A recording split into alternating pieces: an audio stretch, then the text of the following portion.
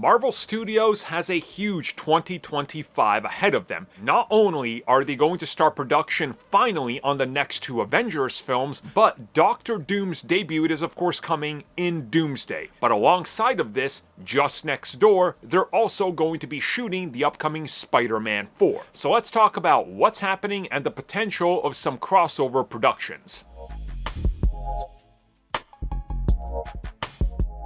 Okay, it looks like the days of Marvel Studios is going to start a production and then it's going to fall apart are officially behind us.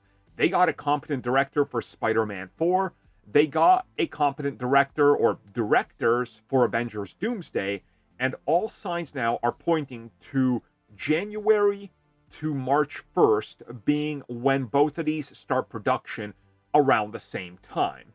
And while we don't know the big details, it's been reported that Spider-Man will of course be shooting in New York, but also Atlanta, and that Avengers will be shooting in many locations, but one location will also be Atlanta, aka Atlanta, Georgia. And it does sound like that maybe they're aiming to shoot some parts of Spider-Man in Georgia at the same time as the next Avengers film.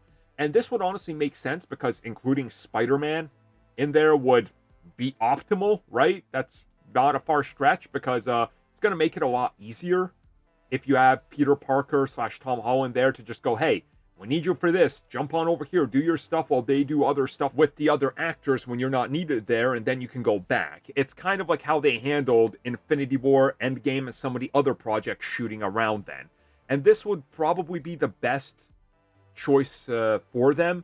And then when, they go off and start producing their own thing in individual locations, whether it's England or New Zealand or Australia or LA and New York specifically for Spider-Man and some Avengers, they can also get extra shots, right? And have it more in line with a better rollout schedule because we know they're shooting Secret Wars right after Doomsday. So they're going to have a lot on their plate, and how Spider-Man affects both of these is going to be interesting to watch. So maybe this is also kind of a revelation that Spider-Man might be involved with one film more than the other, if you really think about it. Well, at least in terms of how much he's used in the Avengers films, because he was in one of the last Avengers films more than the other.